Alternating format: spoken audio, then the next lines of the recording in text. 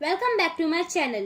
Last video में हमने PPI के बेसिक सीखे थे और आज हम पीपीआई में एक्सपेंसेस और इनकम को किस रेशियो में अलोकेट करेंगे वो सीखेंगे और उसका फॉर्मेट सीखेंगे। तो वीडियो शुरू करने के पहले आप मेरे चैनल को लाइक, सब्सक्राइब, शेयर जरूर करें।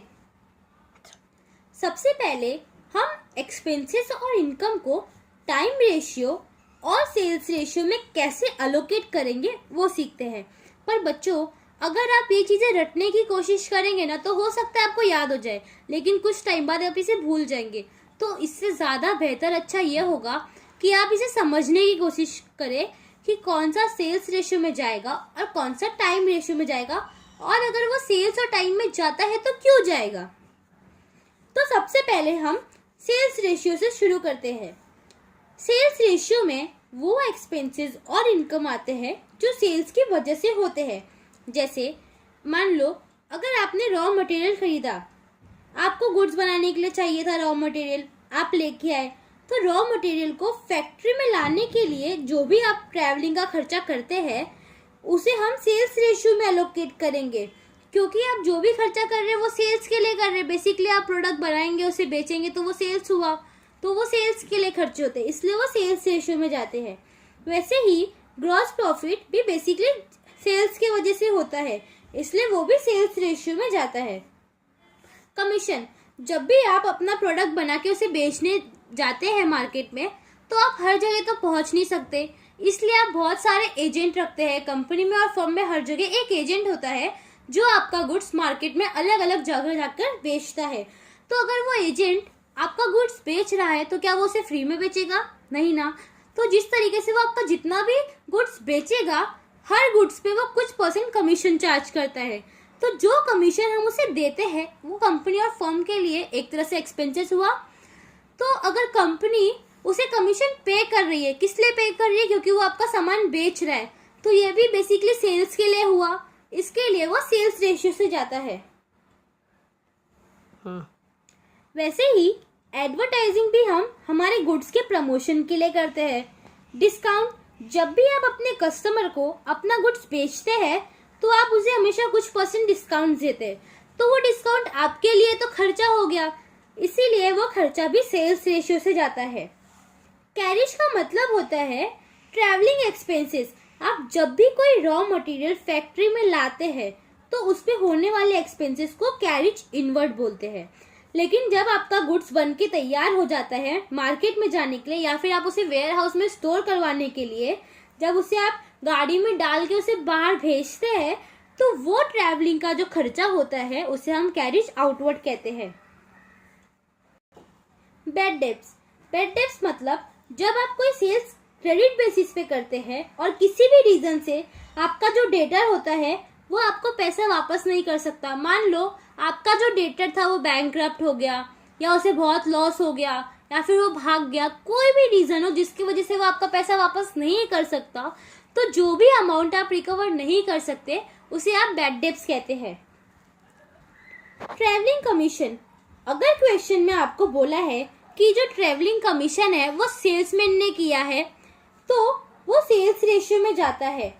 सेलिंग एंड डिस्ट्रीब्यूशन एक्सपेंसेस मतलब होता है जब भी कोई फर्म या कंपनी अपने गुड्स को प्रमोट करने के लिए उसे फ्री में डिस्ट्रीब्यूट करती है ना बच्चों, तो उसे हम सेल्स रेशियो से एलोकेट करते हैं, क्योंकि वो खर्चा बेसिकली हमारे सेल्स को बढ़ाने के लिए होता है।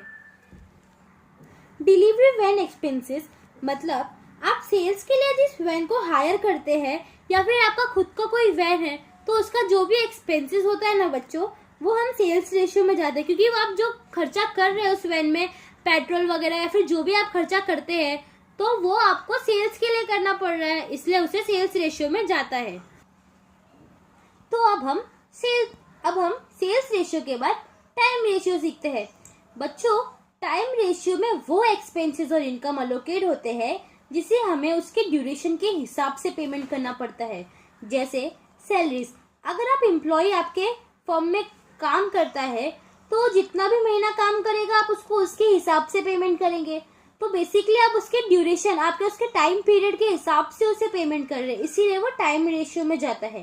रेंट एंड टैक्सेस, भी टाइम रेशियो में अलोकेट होता है, क्योंकि आपका रेंट भी मंथली पीरियड के हिसाब से देना पड़ता है।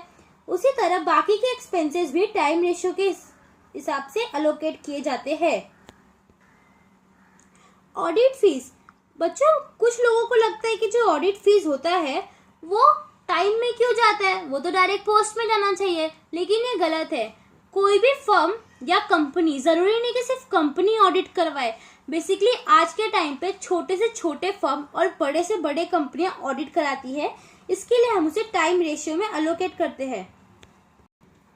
तो अब सीखते हैं कुछ ऐसे एक्सपेंसेस और इनकम जो सिर्फ प्री में आ सकते हैं या सिर्फ पोस्ट में आ सकते हैं।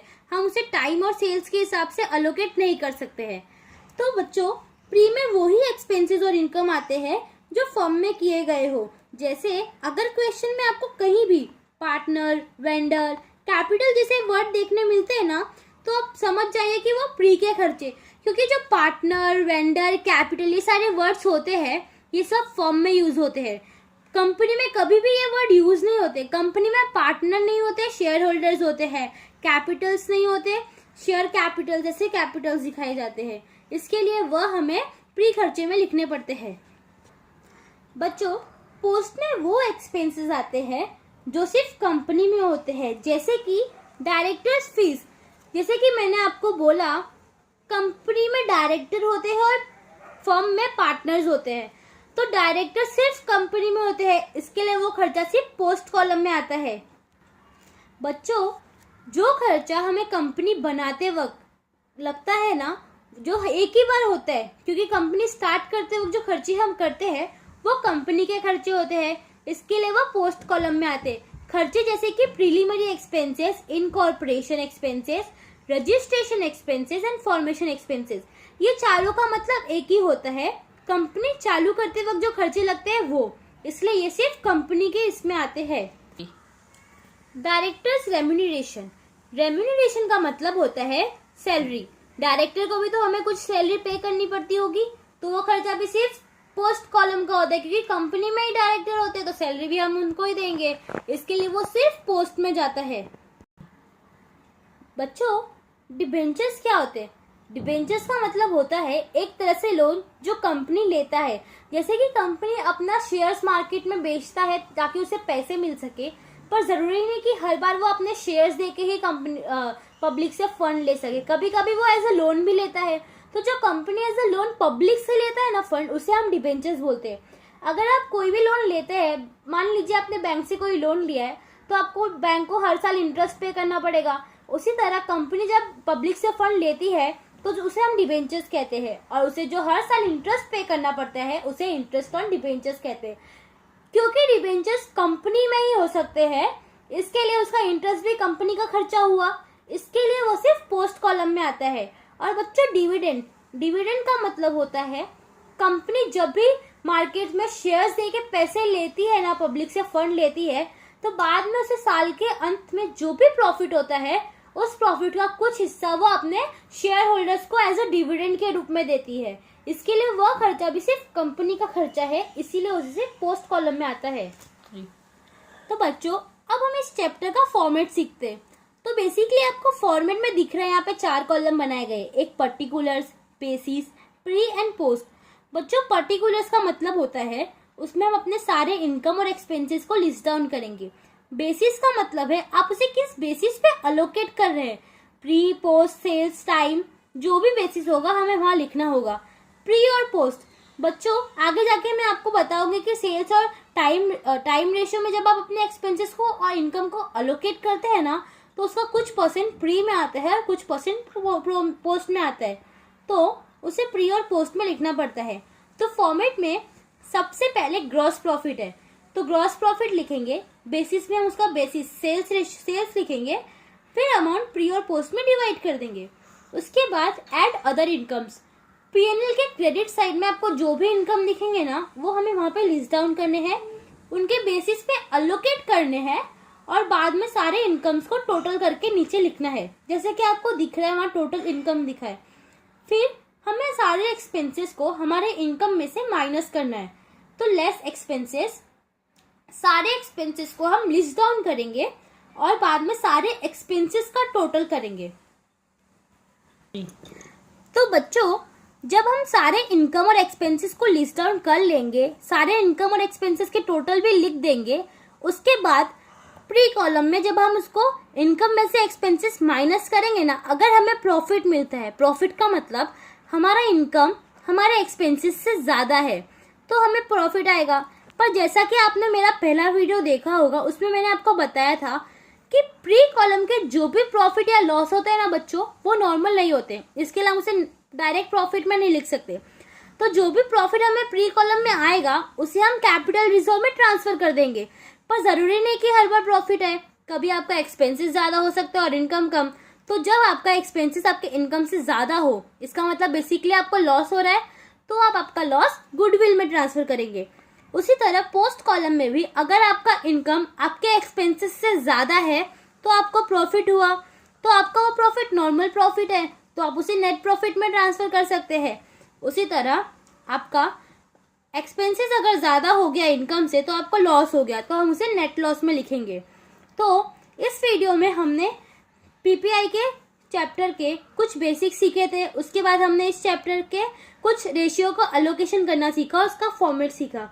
तो अगर आप मेरा नेक्स्ट वीडियो देखना चाहते हैं जिसमें मैं आपको बताऊंगी कि आप सेल्स रेशियो कैसे निकालेंगे, टाइम रेशियो कैसे निकालेंगे और कुछ और रेशियोज जो होते हैं सारे एक्सपेंसेस को कैसे डिवाइड करते हैं, तो अगर आप वो देखना चाहते हैं तो प्लीज हमारे वीडियो को लाइक शेयर सब्सक्राइब कीजिए और हमारे कमेंट बॉक्स में आपके कीमती कमेंट्स लिखिए। Thank you.